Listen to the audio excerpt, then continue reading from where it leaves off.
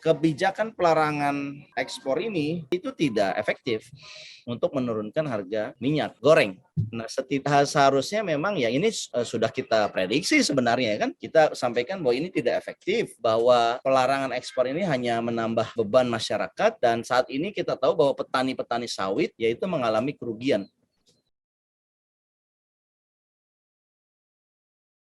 Ya, berikutnya ini tentang efektivitas dari ekspor CPO. Apakah sudah efektif untuk menurunkan harga minyak goreng?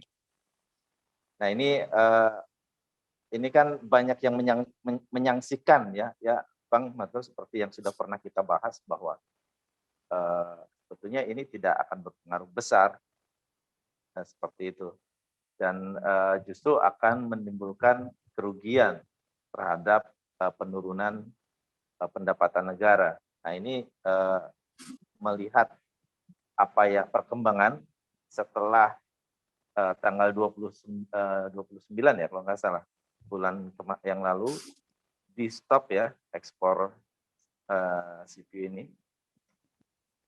Bagaimana saat ini kondisinya dengan minyak goreng? Mana Bang? Silakan Bang. Ya, saya kira kita mencermati ya untuk minyak goreng ini kan keinginan dari Presiden melakukan pelarangan ekspor CPO ini kan supaya harga minyak goreng kan kembali normal ya. Nah, itu kan tujuannya kan. Iya. Dan kemarin kita berpolemik mengenai pelarangan dan akhirnya Presiden tetap memutuskan yang dilarang adalah seluruh produk CPO, termasuk olefin ya, termasuk turunan dari CPO dan CPO itu sendiri, semua totalnya dilarang gitu. Nah, publik kemudian bertanya-tanya, oke, setelah dilarang, selanjutnya apa? Nah, ini mungkin bisa ditampilkan data ya, bahwa data ini dikeluarkan oleh SP2KP ya dari Kementerian Perdagangan, yaitu surveillance, pemantauan harga-harga, pemantauan pasar, sistem pemantauan pasar kebutuhan pokok masyarakat yang diambil ya oleh Kemendak ya. Ini kita lihat, kita perbandingkan aja dari tanggal 6 Mei yaitu minggu lalu dan tanggal 13 Mei yaitu hari ini. Nah, kita lihat untuk bagian minyak goreng ya, baik itu minyak goreng curah, kita lihat curah dulu ya. Di sini ternyata ya kan kemarin dilarang ya, kita bisa perbandingannya kan baru seminggu ya. Pada seminggu ini ya, kita bilang minggu pertama ini ternyata minyak goreng curah di pasaran itu masih bukannya turun ya, malah kenaikan sebesar 0,58%. Ini angkanya nih ya. Kemudian yang kemasan kenaikannya lebih tinggi lagi, 3% ya, dari 23.100 menjadi 23.800. Minyak goreng kemasan yang premium naik juga 1,15%. Artinya ya, kebijakan pelarangan ekspor ini itu tidak efektif untuk menurunkan harga minyak goreng. Nah, seharusnya memang ya ini sudah kita prediksi sebenarnya kan. Kita sampaikan bahwa ini tidak efektif, bahwa pelarangan ekspor ini hanya menambah beban masyarakat ya. Dan saat ini kita tahu bahwa petani-petani sawit yaitu mengalami kerugian. Kenapa? Karena begitu ekspor tidak ada, dilarang 100%, ya mereka yang biasanya dibeli perusahaan itu untuk ekspor ya dengan harga yang tinggi, sekarang mereka menderita dengan harga yang turun gitu, harga TBS ya, tandan buah segar dan sawit ini turun. Jadi pelarangan ekspor CPO itu, satu, tidak berhasil menurunkan harga minyak goreng, yang kedua menurunkan harga TBS dan ini merugikan petani. Dan yang ketiga sebetulnya kalau kita lihat harga sawit ya di internasional itu mengalami kenaikan ya, sedikit turun sekarang tapi masih di level 1.500, di atas 1.500 US dollar per ton gitu. Nah, ini menunjukkan bahwa kebijakan pelarangan ekspor ini tidak efektif. Saya kira pemerintah harusnya merevisi dengan cara kalau ingin menurunkan minyak goreng ya, itu yang diurai adalah rantai distribusinya. Dan dalam rantai distribusi ini parah gitu. Kalau kita lihat di pasar-pasar tradisional, Itu banyak distributor itu yang tidak berbadan hukum, yang membuat sulit didata oleh Kementerian Perindustrian dan Kementerian Perdagangan karena nggak ada badan hukumnya. Nah, ini yang harusnya ditata dengan baik oleh pemerintah kita. Begitu saya kira. Nah, ini berarti apakah ini patut untuk untuk diteruskan stop ekspor ini? Apakah sudah lebih baik dikembalikan saja?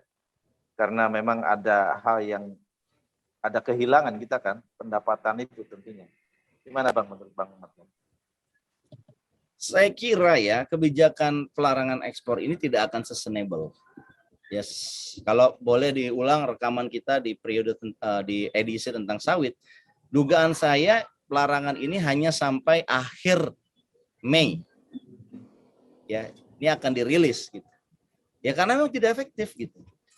Sebenarnya kalau saya jadi presiden, saya akan cabut hari ini juga. Nggak nunggu Mei gitu. Cuman kan saya nggak tahu ya, pembisiknya presiden mengatakan ini populis ya, untuk menurunkan harga minyak goreng. Tapi sebenarnya ini tidak menyelesaikan masalah kenaikan harga minyak goreng. Ya. Jadi lebih ke tata kelola dan rantai distribusi Bang ya, permasalahan ini. Rantai distribusi dan juga pendataan dari pemain minyak goreng ini, baik itu produsen sampai juga distributornya. Ini tidak terdata dengan baik. Jadi mungkin intinya dari kita sendiri tetap dengan apa yang sudah kita bahas ya Bang, bahwa solusi yang paling baik adalah membuat BUMN khusus menangani minyak goreng, begitu ya Bang ya. Dan memasukkan minyak goreng ini sebagai komoditas yang dikelola oleh Badan Pangan Nasional, begitu ya Bang ya. Betul. Jadi untuk ekspor ini ya. Iya, dua itu yang kita sarankan dan sayangnya kan saran kita nggak didengar ya oleh presiden malah betul larangan gitu. Padahal ini sederhana aja, ini kan mekanisme supply and demand saja. Ketika suplainya terbatas, apalagi dikuasai oleh oligarki, ya negara intervensi. Negara ini adalah harusnya BUMN. Ya kan, yang kedua, kalau ini menjadi barang yang penting tengah masyarakat, Badan Nasional itu harusnya mempunyai storage, punya cadangan gitu. Seperti halnya kita punya cadangan beras, kita juga punya cadangan BBM. Nah, itu juga dibuat simulasinya sehingga negara juga punya cadangan minyak goreng gitu. Sehingga ini enggak, ketika harganya mahal, suplainya terbatas, ya cadangan itu dikeluarkan begitu. Berarti kalau menurut saya kalau tidak bisa disampaikan ke presiden saat ini, bisa juga kita sampaikan ke calon presiden yang akan datang.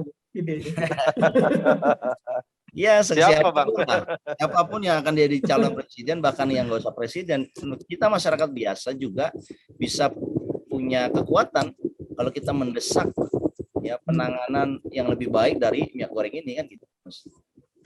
Oke. Ya. Kayaknya ini apa istilahnya sudah clear ya. Iya. Dengan pembahasan sih sudah clear.